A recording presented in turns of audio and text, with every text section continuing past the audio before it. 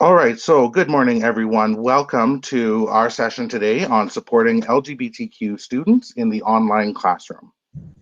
My name's Monty Tanner. I use the pronoun he, him. I'm assistant principal at CBE Learn, and I've been working there for about 14 years. I'd also like to present my co-host, Ali Yeager. Ali, go ahead.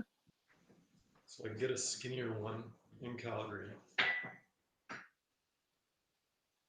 Skinnier this way? Like the depth of it, yeah. Well, I hear someone, but I don't think it's Ali. Someone might have your microphone on. So if you have your microphone on, you could turn it off. But Ali, if yours is working, just say a quick hello. Well, it looks probably will look better than a hole in the Yeah. What do you think? Yeah. So I think I'll probably go pick it up. Okay, I think it's Sonia's got her microphone on. So Sonia, if you could turn your microphone off, we'd appreciate that. Hello, And Ali, go ahead. testing. Yeah, I hear you now. Oh, perfect. All right. So I am Allison Ager. My pronouns are she, her. I am a learning leader at CBE Learn. I've been here for a number of 9th Street Southeast. years. Recently, I've been there very consistently, and I'm happy to share this. Southeast here. Anyway.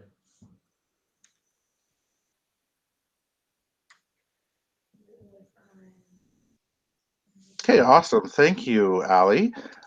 So when we first started looking at this topic that we wanted to present, a few things became really clear to us.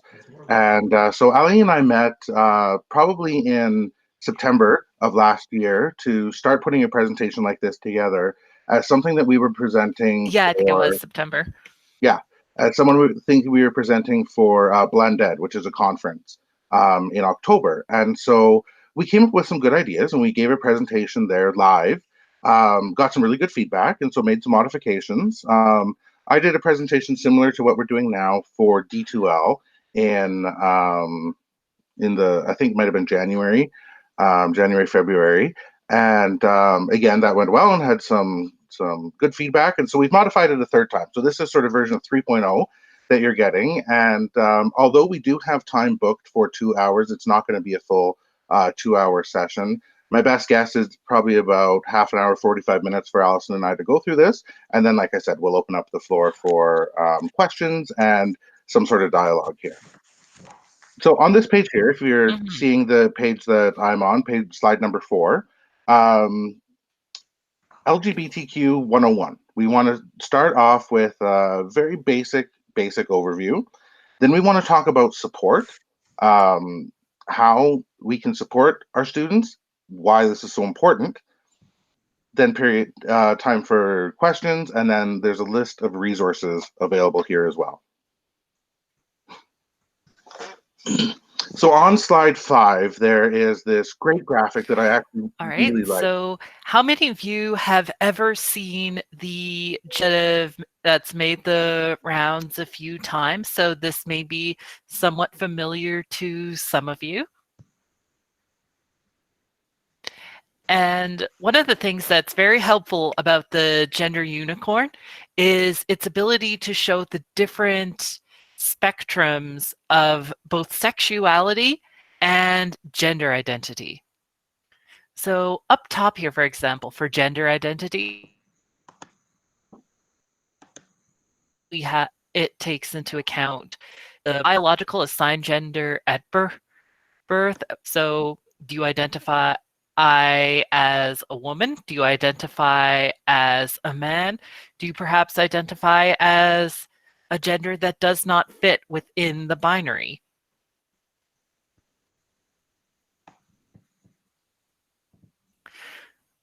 And then moving to gender expression, we have how that's separate from gender identity is certain gender. Gender expression deals with and whether that's in a traditionally masculine or feminine sort of way. So for example, do you does the way you present yourself in terms of your clothing, manner of speech, and your mannerisms, is that more conventionally feminine? Is that more conventionally masculine? Or do you not really fit in with any of these? And then we have the sex assigned at birth, which is that's usually what the doctor email, though there are intersex individuals whose case is a little bit more ambiguous. And it's important to acknowledge that as well.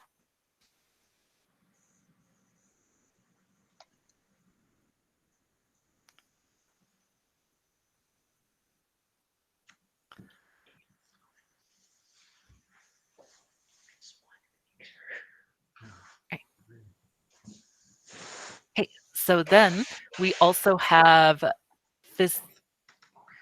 oh.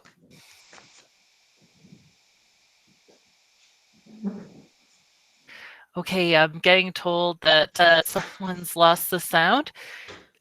Our quick little note in chat, if you can hear me. Yeah, we can hear you, Ali. It is just cutting in and out a little bit. It might just be the connection that we're on. We can hear most of what you're saying, though, yeah. Yeah. Okay. So I'll try and speak as clearly as possible, and hopefully the connection is going to process we're looking at is physical attraction. So which genders you are physically attracted to. For example, how much are you attracted to women? How much are you attracted to men? And how much are you attracted to other genders, such as non-binary individuals? So using myself as an example, as a bisexual woman, I would consider myself physically attracted to a fair bit in each of those categories. An emotional attraction, that refers to which genders are you interested in forming people within the community, for example, who may feel physically attracted to multiple genders, but only really feel like forming a romantic relationship with one gender, for example.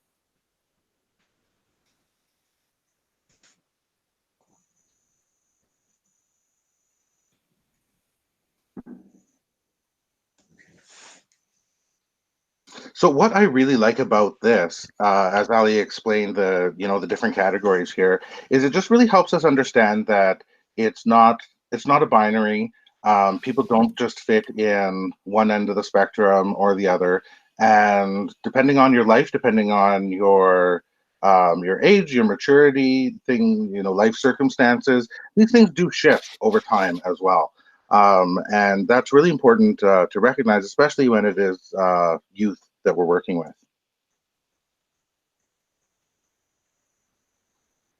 So hands up in the chat room if, without Googling, you can tell me what LGBTQIP2SAA is.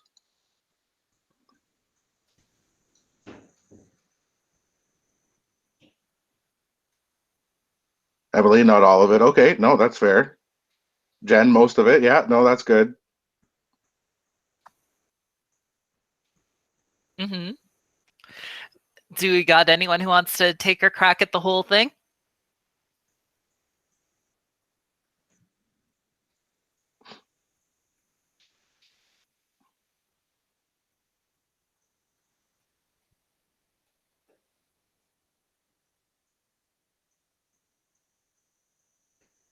Oh, look, Ali, we got a couple good responses in here.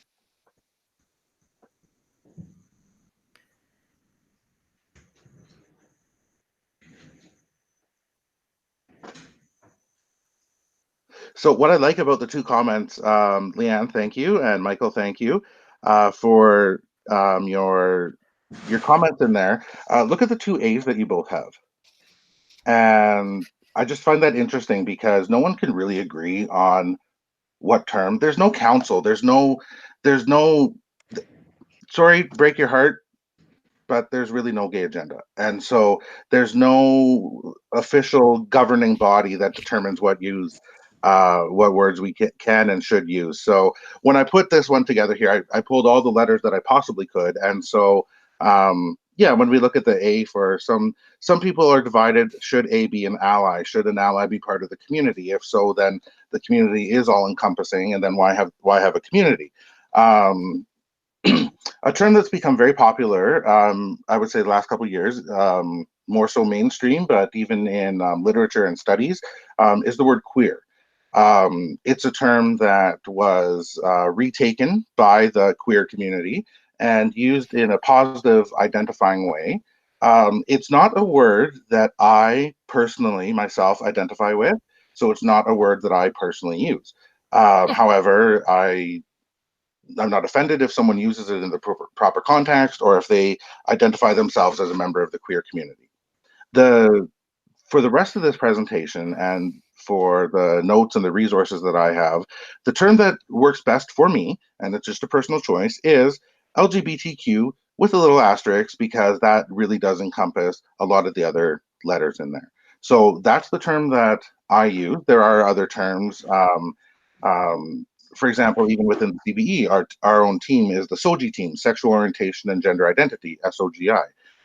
There's also gender minority and sexual minority and different terms like that. So there are a lot of different terms. There's nothing that's really clearly consistently used, but these are the terms that I like. Anything to add to that, Ali?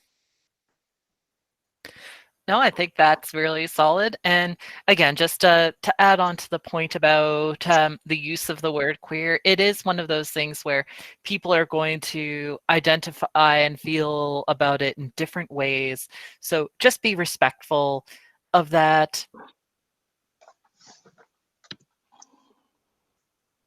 And a good guideline is don't use the term unless someone has indicated to you that they're comfortable. Absolutely, Ali. I love that. That's the best point. Unless someone's, like I said, identifying themselves that way or using that term with themselves, then that's the best way to look at it for sure. One of the best resources that I was able to find online, it's linked right on the slide here, and you can go and download a full copy. Defining LGBTQ plus, a guide to gender and sexuality terminology. And that's all that this is. It's probably about 20 or 30 pages of different terms and different acronyms and historic terms and whatnot. It was put together by Sam Killerman, with the help of many, many people in the community. So he's made this free download. It comes as a nice PDF. It's very printable. Lots of color. There's lots of fun things in it.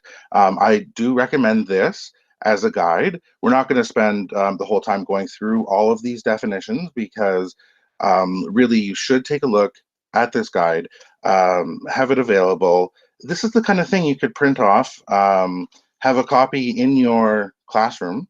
Once we're all back to our classrooms, of course, have a copy in your classroom that it will help you, but it also helps any of your students know that you're an ally and that you're safe for them.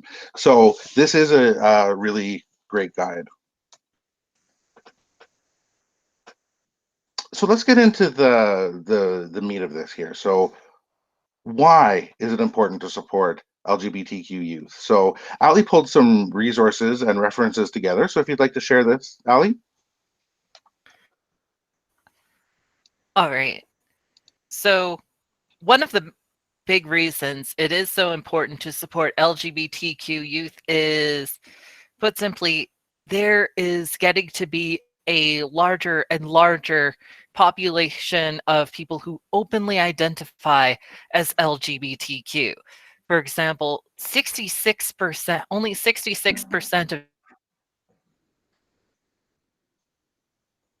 generation is exclusively heterosexual. That means that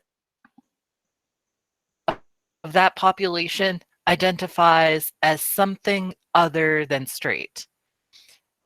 one thing I do want to point out with these statistics, though, is you notice that the percentage decreases as you get to older generations.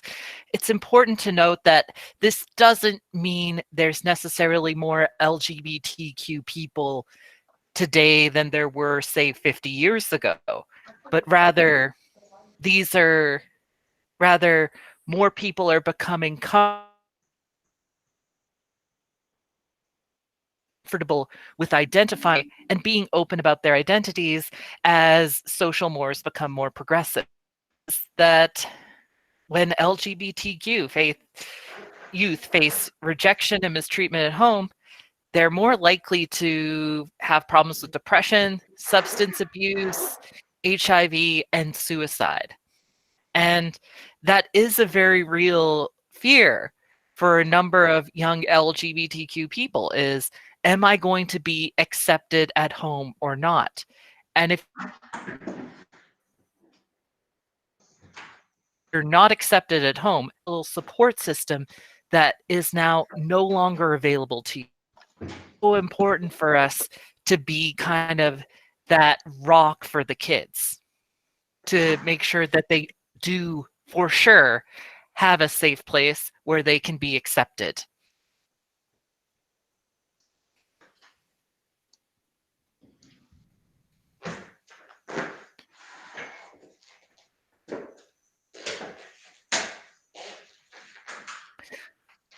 All right, and we have some statistics here to just a little bit about what the LGBTQ population faces. And 68% of trans students, 55% of lesbian, and 42% of gay male students report verbal harassment. 20% of LGBTQ students report physical harassment or assault. 49% of trans students, that's about half. 33% of lesbian students and 40% of gay-based male students experience sexual harassment.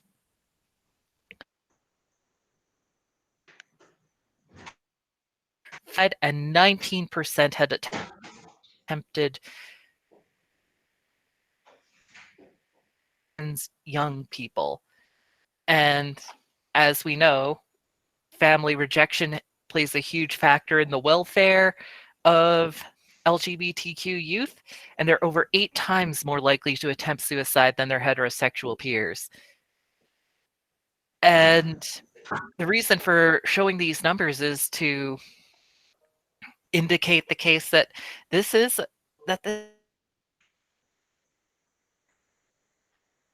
a population that does face struggles and does need our support.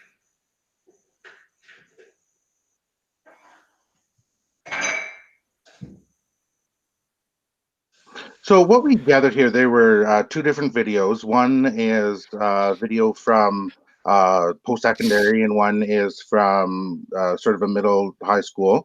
And these are powerful because these are actual student voices saying, what do they want their teachers to know?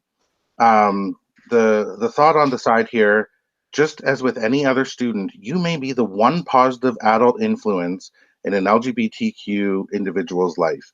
And that's true if you're a classroom teacher or if you're a specialist working with multiple people, you're a member of support staff, whoever you are, we know how important relationships are. And if you're the one positive person that, make sure that you say good morning to the kids every day, we can't highlight that enough, really. And one of the reasons Ali and I wanted to do this presentation specifically now is because we know that schools are often the safe place for students. And looking at the statistics that Ali just shared with us, we know that there are a number of students that are probably home now, stuck at home with families that may or may not be accepted. And it's a concern. I don't know if someone has their microphone on. Can you turn it off, please? Mm-hmm. It is a concern for us as educators and as human beings, right? So we won't watch these two videos right now, but they are powerful because they actually have the voice of the student saying what it is that they want.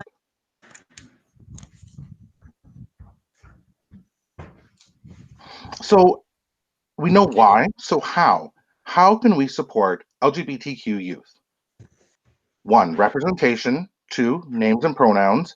3, being aware of bullying. And 4, we'll get into detail about some technical and logistical pieces.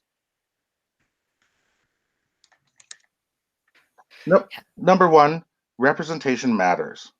Students need to see themselves to feel supported.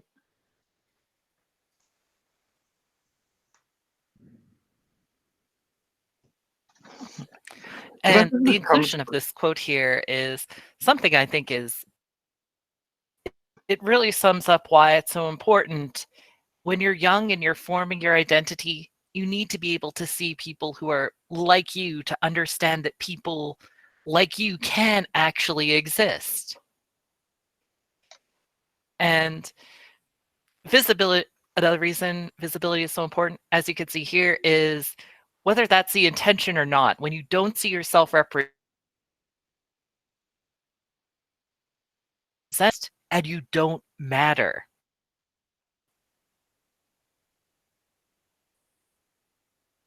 LGBTQ people are actually seen. They're not invisible anymore. And speaking kind of from personal experience, growing up, I wish there had been more visibility, just because it wasn't until my adult life that I was really able to figure out, okay, that women like me do actually exist.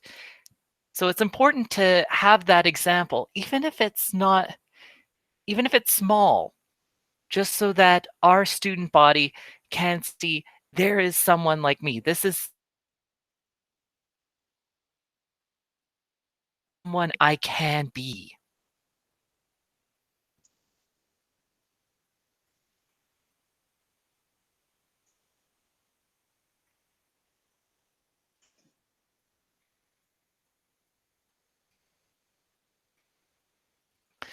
So when it comes to how to actually get that representation from the LGBTQ community in your classroom, there's a few different ways you could do that.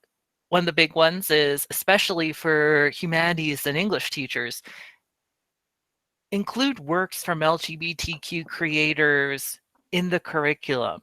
When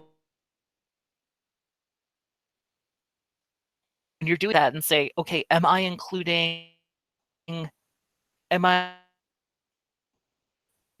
there's also recognizing the achievements of LGBT people. It leads to, when that's not done, it leads to this perception that history is just entirely the work of straight cis people, when we know that LGBTQ people have been around forever and have made meaningful contributions to the world at large. Oh, okay. No, I apologize for the audio. So it's a bit kinder to us moving forward. And the other one is avoiding assumptions of gender or sexuality. So not to speak of someone as if straight is the default, or that they are straight until proven otherwise. For example, avoiding erasure, whether active or passive. We're actually going to talk a little bit more about that in the next slide. And using gender neutral language. And we have some examples here, such as avoiding terms such as businessman, housewife, male nurse, woman pilot, woman doctor, postman, fireman, because gender is really irrelevant when it comes to discussing careers. So terms like business person, homemaker, nurse, pilot, doctor, mail carrier, firefighter, this doesn't actually assume a gender, and it makes it easier for kids to see that representation.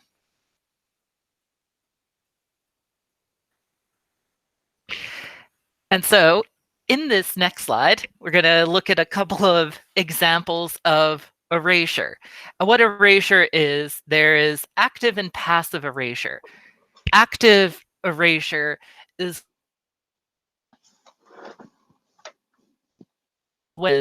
sexuality.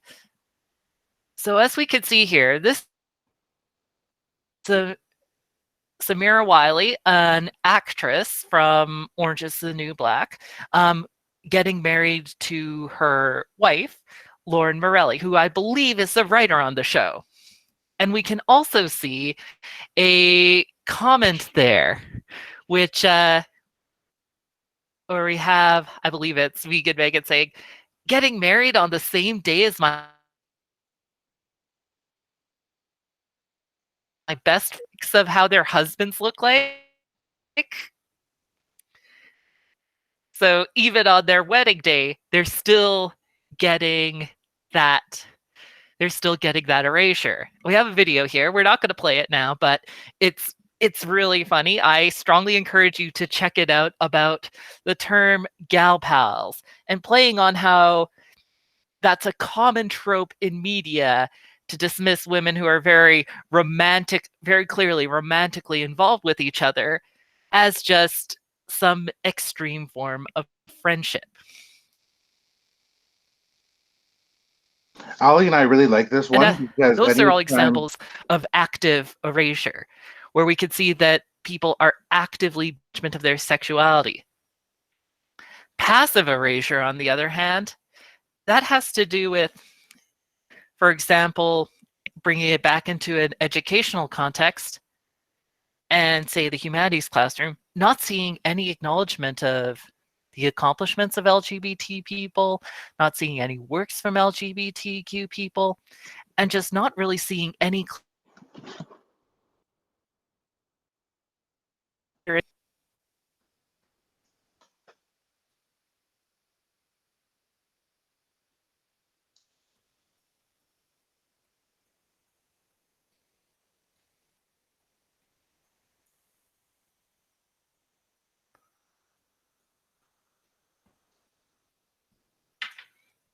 So when Ali and I started this presentation, we introduced ourselves. I said, hi, I'm Monty Tanner.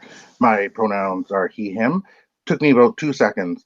I've also added it into my email signature. You would have noticed that if you saw my email that was sent out.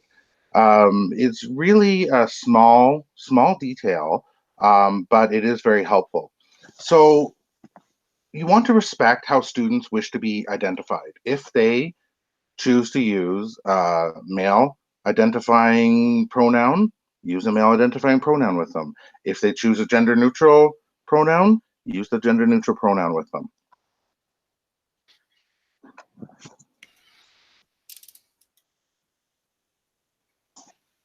So like I said, in my email address, that's how I include that as well.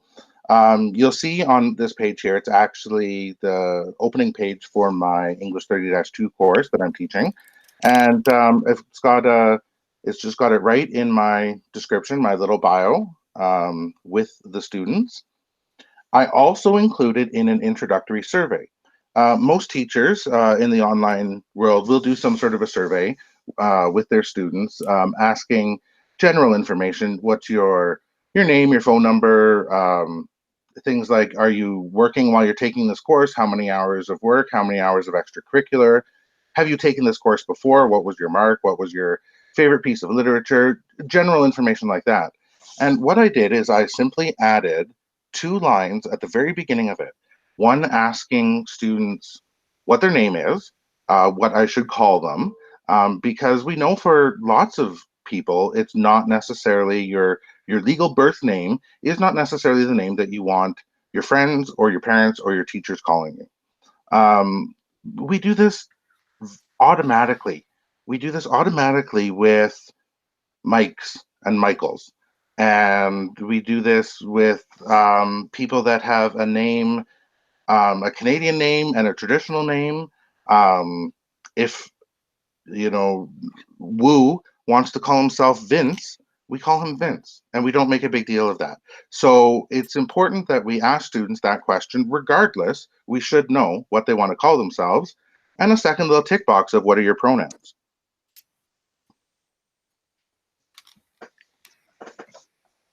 So what's your preferred name? What should I call you? What are your preferred pronouns? 2 simple questions. Took me hardly any time to set this up. In the current course that I have about 20 students in there.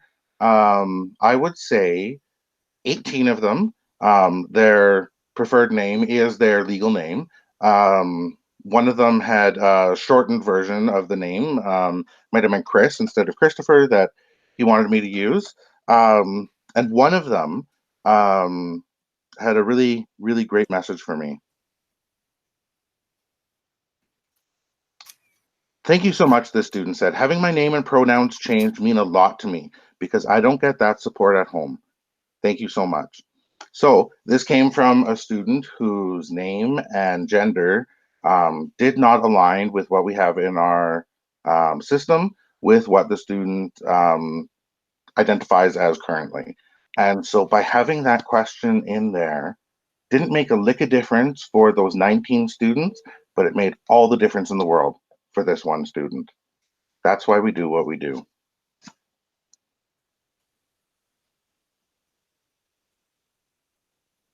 Ali, you want to take the piece here on being aware of bullying? Absolutely. So bullying does affect all students. It is by no means exclusively a problem to LGBTQ students, but they do face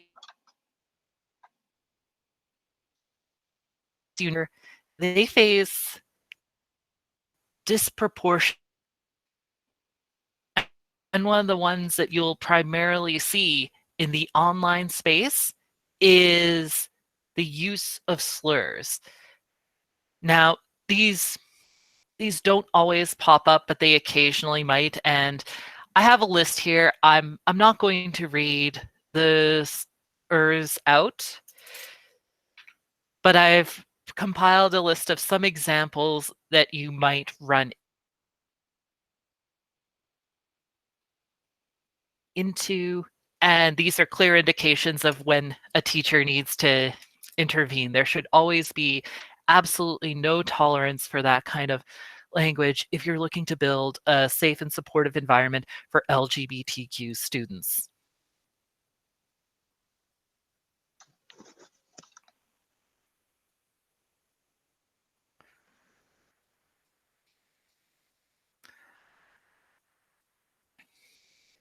Another thing to be aware of, though, is it's not always going to be so obvious. Whereas, obviously, if you see someone calling someone a slur, it's like, okay, this is, but it can also be a perpetuation of harmful ideas about the community. And I talk about here some of the, common perceptions, misperceptions that are used to characterize the LGBTQ community. So this can include the idea that trans individuals are predatory and shouldn't use public bathrooms because of that gay men are carriers of disease and target children, that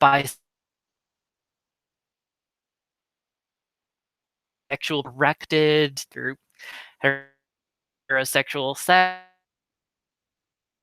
As unfortunate as they are, do take root in our mass media and in the wider culture. And it can be somewhat insidious, but it's just as important to be aware of that and to stand against that as you do with slurs and other general harmful ideas, or the ideas that being LGBTQ is unnatural, immoral, or descriptor. And it also means when you're aware of that and with the sources you use and whether or not they're actually perpetuating any of these ideas that are mentioned here.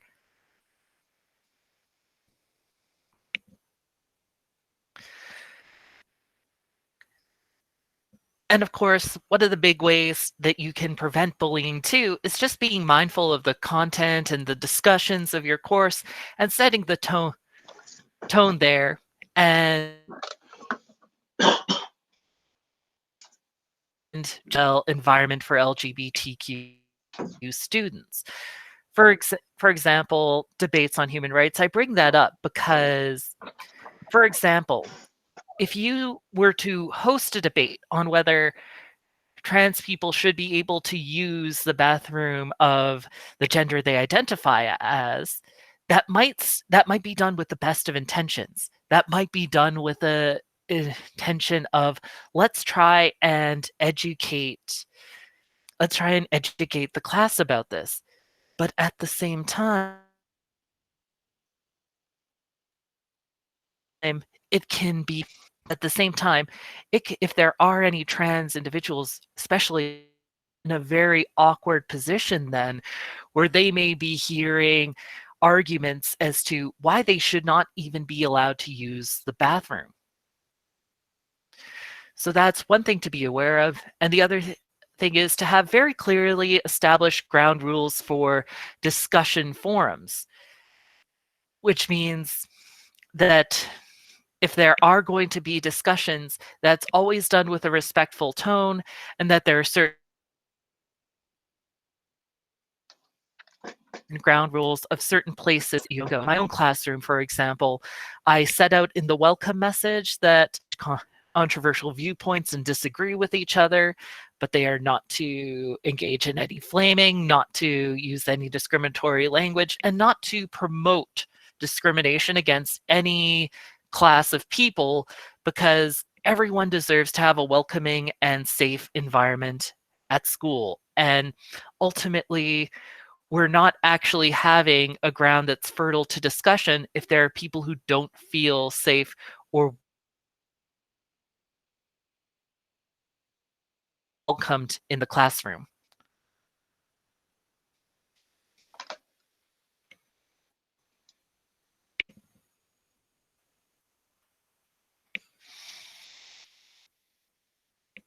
So we'll move on to some technical and logistical pieces, specifically for our own environment here. We can make name and gender changes in D2L, in the learning management system. We can make it in Power School, our student information system. We can make it in PASI, the provincial education system.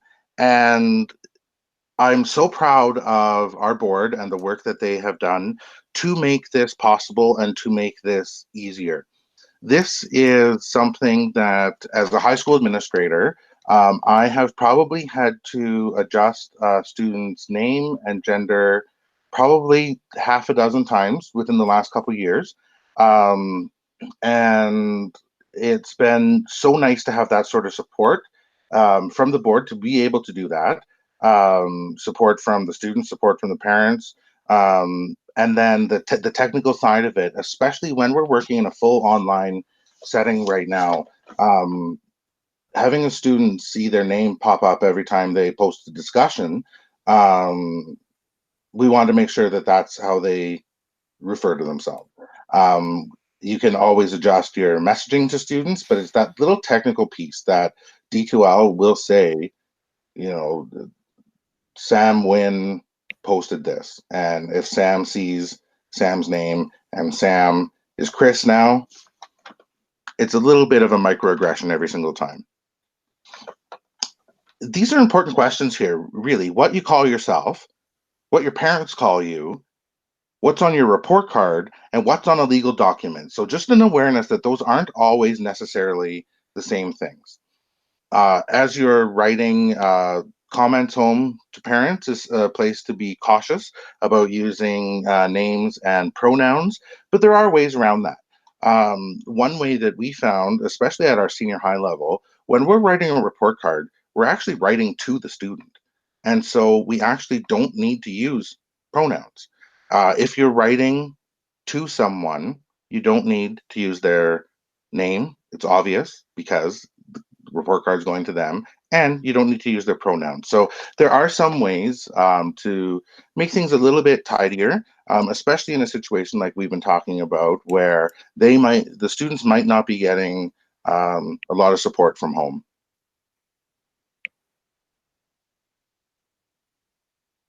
This is the grade book right from within D2L. It's what CB Learn teachers use for all of our information.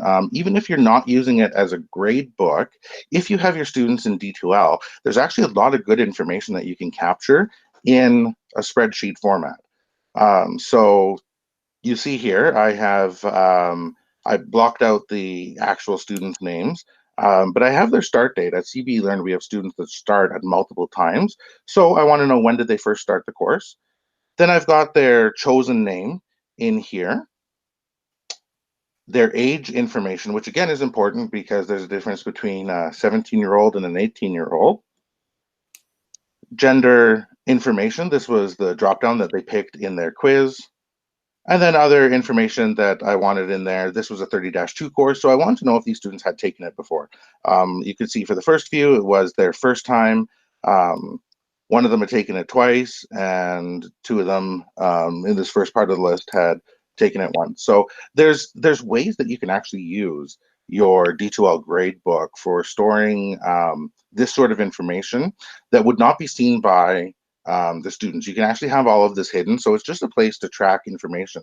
I've actually used this in the past to track contact with parents. I will put, I have a little text field. I can put a note in there saying, you know, on April 19th, I called the family and this is who I talked to, and here was my note. So it's just one more tool that you could have to actually track a few things.